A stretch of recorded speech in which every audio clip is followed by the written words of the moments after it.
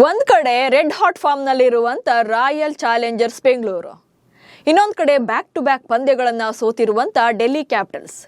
ನಾಳೆ ಮಧ್ಯಾಹ್ನ ಚಿನ್ನಸ್ವಾಮಿ ಸ್ಟೇಡಿಯಂನಲ್ಲಿ ಈ ಎರಡೂ ತಂಡಗಳು ಮುಖಾಮುಖಿ ಆಗ್ತಿವೆ. ಹೋಮ್ ಪಿಚ್ನಲ್ಲಿ ಹ್ಯಾಟ್ರಿಕ್ ವಿಕ್ಟರಿ ಬಾರಿಸಿರುವಂತ ಬೆಂಗಳೂರು ಈ ಮ್ಯಾಚ್ ಅನ್ನು ಗೆದ್ದು ಮತ್ತೆ ಪಾಯಿಂಟ್ಸ್ ಪಟ್ಟಿಯಲ್ಲಿ ಮೇಲೆ ಹೋಗೋಕೆ ಕಾಯ್ತಾ ಇದೆ. ಅಂಡ್ ಈ ಪಂದ್ಯಕ್ಕೆ ಬೆಂಗಳೂರು ತಂಡದ ಪ್ಲೇಯಿಂಗ್ 11 ಹೇಗಿರುತ್ತೆ? ಕೊಹ್ಲಿ ರಿಕವರ್ ಆಗಿದ್ದಾರಾ? ಹೇಜಲ್ವುಡ್ ಅಥವಾ ಡಫಿ ಇಬ್ಬರಲ್ಲಿ ಯಾರಿಗೆ ಚಾನ್ಸ್ ಸಿಗುತ್ತೆ? KL ರಾಹುಲ್ ಮತ್ತೆ ಚಿನ್ನಸ್ವಾಮಿಯಲ್ಲಿ ಅಬ್ಬರಿಸ್ತಾರಾ? ಈ ಬಗ್ಗೆ ಹೇಳ್ತೇನೆ. ನಾನು ಶಾಂತ. ನೀವು ಸುದ್ದಿಯಾನದ ಸಬ್ಸ್ಕ್ರೈಬರ್ ಆಗೋದಕ್ಕೆ ಮರಿಬೇಡಿ. ಚಿನ್ನಸ್ವಾಮಿ ಸ್ಟೇಡಿಯಂ ಹೇಳಿ ಕೇಳಿ ಬ್ಯಾಟರ್ಗಳ ಪ್ಯಾರಡೈಸ್ ಅಂತಾರೆ. ಈ ಸೀಸನ್ನ ಮೊದಲ 2 ಪಂದ್ಯಗಳಲ್ಲಿ ಇದು ಪ್ರೂವ್ ಕೂಡ ಆಗಿತ್ತು.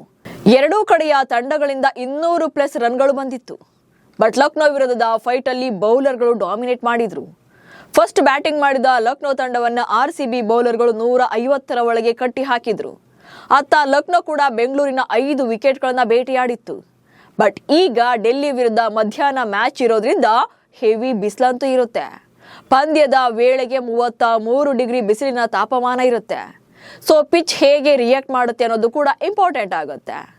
ಅಂಡ್ ಕಳೆದ 5 ಪಂದ್ಯಗಳಲ್ಲಿ ಚಿನ್ನಸ್ವಾಮಿಯಲ್ಲಿ ಪೇಸ್ ಬೌಲರ್ಗಳೇ ಡಾಮಿನೇಟ್ ಮಾಡೋದು ಗೊತ್ತಾಗ್ತಿದೆ. ಚಿನ್ನಸ್ವಾಮಿಯಲ್ಲಿ ಪೇಸ್ ಬೌಲರ್ಗಳದ್ದೇ ಪಾರುಪತ್ಯ. ಚಿನ್ನಸ್ವಾಮಿ ಮೈದಾನ ಬೌಲರ್ಗಳ ಪಾಲಿಗೆ ಕಬ್ಬಿಣದ ಕಡಲೆ. ಇಲ್ಲಿನ ಆವರೇಜ್ ಸ್ಕೋರ್ 203 ಇದೆ. ಫ್ಲಾಟ್ ಡೆಕ್ ಇರೋದ್ರಿಂದ ಶಾರ್ಟ್ ಬೌಂಡ್ರಿಗಳು ಜಾಸ್ತಿ ಸಿಗುತ್ತೆ. ಬ್ಯಾಟಿಂಗ್ ಫೇವರ್ ಜಾಸ್ತಿನೇ ಇರುತ್ತೆ. ಹೀಗಿದ್ರೂ ಕೂಡ ಈ ಮೈದಾನದಲ್ಲಿ ಪೇಸ್ ಬೌಲರ್ಗಳು ಡಾಮಿನೇಟ್ ಮಾಡ್ತಾರೆ. ಸೊ ಇದು ಕ್ಲಿಯರ್ ಆಗಿ ಗೊತ್ತಾಗ್ತಿದೆ. ಕಳೆದ 5 ಪಂದ್ಯಗಳ ಸ್ಟಾಟ್ಸ್ ಅನ್ನ ನೋಡಿದಾಗ ಪೇಸ್ ಬೌಲರ್ಗಳು ಟೋಟಲ್ ಆಗಿ 51 ವಿಕೆಟ್ಗಳನ್ನ ಬೇಟೆಯಾಡಿದ್ದಾರೆ. ಅಂಡ್ ಸ್ಪಿನ್ನರ್ಗಳಿಗೆ ಸಿಕ್ಕಿರೋದು ಕೇವಲ 12 ವಿಕೆಟ್ಸ್ ಮಾತ್ರ. ಹೀಗಾಗಿ ಡೆಲ್ಲಿ ವಿರುದ್ಧದ ಮ್ಯಾಚ್ ಅಲ್ಲೂ ಕೂಡ ಪೇಸ್ ಬೌಲರ್ಗಳೇ ಗೇಮ್ ಚೇಂಜರ್ಸ್ ಆಗ್ತಾರೆ.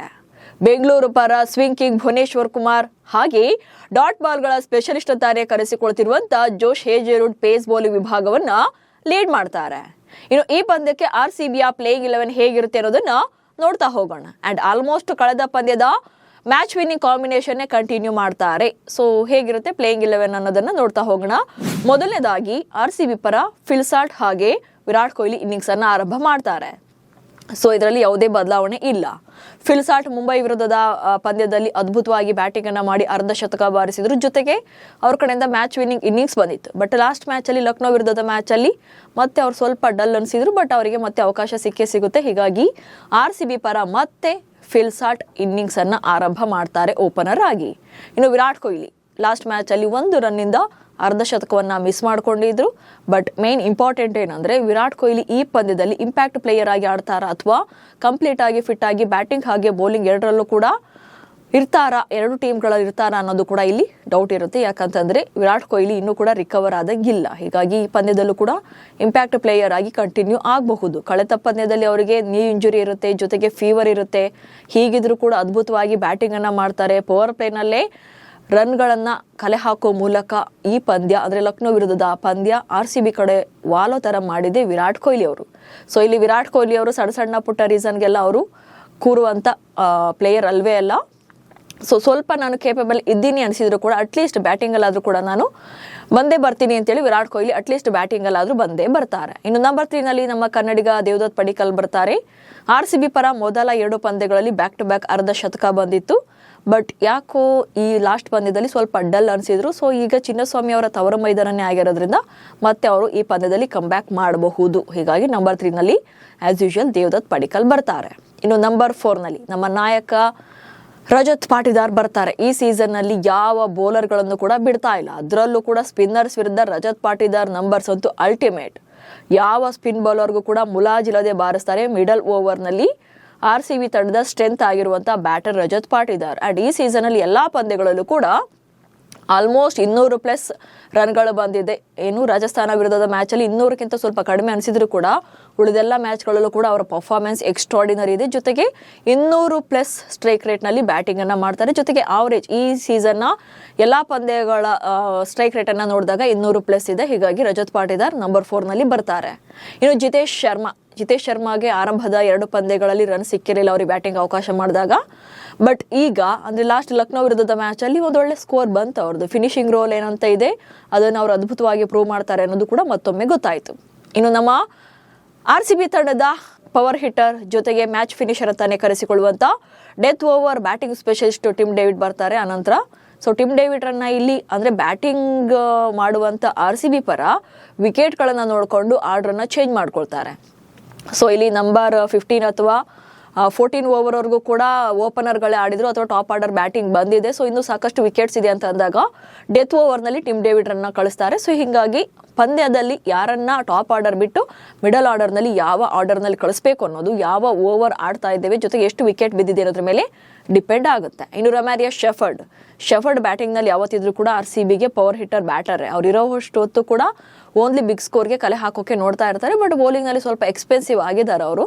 ಬೌಲಿಂಗನ್ನು ಹೊರತುಪಡಿಸಿದ್ರೆ ಶೆಫರ್ಡ್ ಕಡೆಯಿಂದ ಬ್ಯಾಟಿಂಗ್ನಲ್ಲಿ ಒಳ್ಳೆ ಪ್ರದರ್ಶನವನ್ನು ನಿರೀಕ್ಷೆ ಮಾಡಬಹುದು.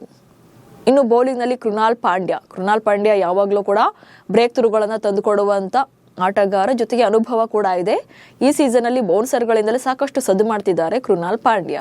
ಲಾಸ್ಟ್ ಮ್ಯಾಚಲ್ಲಿ ಸ್ವಲ್ಪ ಎಕ್ಸ್ಪೆನ್ಸಿವ್ ಅನಿಸಿದ್ರು ಕೂಡ ವಿಕೆಟ್ ಟೇಕರ್ ಆಗಿದ್ರು. ಹೀಗಾಗಿ ಕೃಣಾಲ್ ಯಾವತ್ತಿದ್ರು ಕೂಡ RCBಗೆ ವಿಕೆಟ್ ಟೇಕರ್ ಆಗಿ ಇಂಪ್ಯಾಕ್ಟ್ ಮಾಡ್ತಾರೆ. ಇನ್ನು ಸುಯಾಶ್ ಶರ್ಮಾ. ಸೊ ಇಲ್ಲಿ ಸುಯಾಶ್ ಶರ್ಮರನ್ನ ಫುಲ್ ಟೈಮ್ ಪ್ಲೇಯರ್ ಆಗಿ ತಗೊಳ್ತಿದ್ದಾರೆ.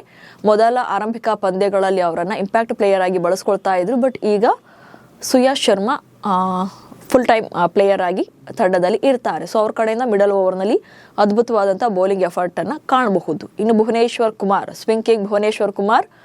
ಸೊ ಸೌಂಡ್ಲೆಸ್ ಆಗಿ ಸದ್ದು ಮಾಡುವಂಥ ಬೌಲರ್ ಅಂತ ಇದ್ರೆ ಅದು ಭುವಿ ಮಾತ್ರನೇ. ವಿಕೆಟ್ ಬಿದ್ದರೂ ನೋ ಸೆಲೆಬ್ರೇಷನ್, ಅಗ್ರೆಸಿವ್ ಸೆಲೆಬ್ರೇಷನ್ ಇರಲ್ಲ. ಮ್ಯಾಚ್ ವಿನ್ ಆದರೂ ಅಷ್ಟೇ ಕೂಲ್ ಅಂಡ್ ಕಾಮ್ ಆಗಿ ಎಂಥದ್ದೇ ಸಿಚುಯೇಷನ್ ಬಂದರೂ ಕೂಡ ಅವ್ರು ಹೆಂಗಿರ್ತಾರೋ ಹಾಗೆ ಇರ್ತಾರೆ. ಸೊ ಭುವಿ ಕೂಡ ಅವ್ರ ಆಟದಲ್ಲಿ ಇಂಪ್ಯಾಕ್ಟ್ ಮಾಡ್ತಾರೆ. ಇನ್ನು ಜೋಶ್ ಹೇಜಲ್ವುಡ್ ರಾಜಸ್ಥಾನ ವಿರುದ್ಧದ ಮ್ಯಾಚಲ್ಲಿ ಸ್ವಲ್ಪ ಎಕ್ಸ್ಪೆನ್ಸಿವ್ ಅನಿಸಿದ್ರು ಕೂಡ ಲಾಸ್ಟ್ ಲಕ್ನೋ ವಿರುದ್ಧದ ಮ್ಯಾಚಲ್ಲಿ ಡಾಟ್ ಬಾಲ್ಗಳಲ್ಲೇ ಲಕ್ನೋ ತಂಡವನ್ನು ಕಟ್ಟಿ ಹಾಕಿದ್ರು. ಸೊ ಹೀಗಾಗಿ ಜೋಶ್ ಹೇಜಲ್ವುಡ್ ವಿಕೆಟ್ ಟೇಕರ್ ಜೊತೆಗೆ ಡಾಟ್ ಬಾಲ್ಗಳನ್ನು ಜಾಸ್ತಿ ಕೊಡೋದ್ರಿಂದ ಇದು RCBಗೆ ಬಿಗ್ಗೆಸ್ಟ್ ಸ್ಟ್ರೆಂತ್ ಆಗುತ್ತೆ. ಸೊ ಈ ಪಂದ್ಯದಲ್ಲೂ ಕೂಡ ಅವರನ್ನ ಕಂಟಿನ್ಯೂ ಮಾಡಿಸ್ತಾರೆ. ಯಾಕಂದ್ರೆ ಜೇಕಬ್ ಡಫಿ ಕಳೆದ ಪಂದ್ಯದಲ್ಲಿ ಆಡದೇ ಇದ್ರು ಕೂಡ ಜೋಶ್ ಹೇಜಲ್ವುಡ್ ಕಳೆದ ಪಂದ್ಯದಲ್ಲಿ ಇಂಪ್ಯಾಕ್ಟ್ ಮಾಡಿದ್ರು, ಜೊತೆಗೆ ಪ್ಲೇಯರ್ ಆಫ್ ದಿ ಮ್ಯಾಚ್ ಕೂಡ ಆಗಿದ್ರು. ಹೀಗಾಗಿ ಈ ಮ್ಯಾಚಲ್ಲಿ ಅವರನ್ನೇ ಕಂಟಿನ್ಯೂ ಮಾಡ್ತಾರೆ ಪ್ಲೇಯಿಂಗ್ 11ನಲ್ಲಿ. ಇನ್ನು ರಸಿಕ್ ಸಲಾಮ್ದಾರನ್ನ ಇಂಪ್ಯಾಕ್ಟ್ ಪ್ಲೇಯರ್ ಆಗಿ ಬಳಸ್ಕೊಳ್ತಾರೆ.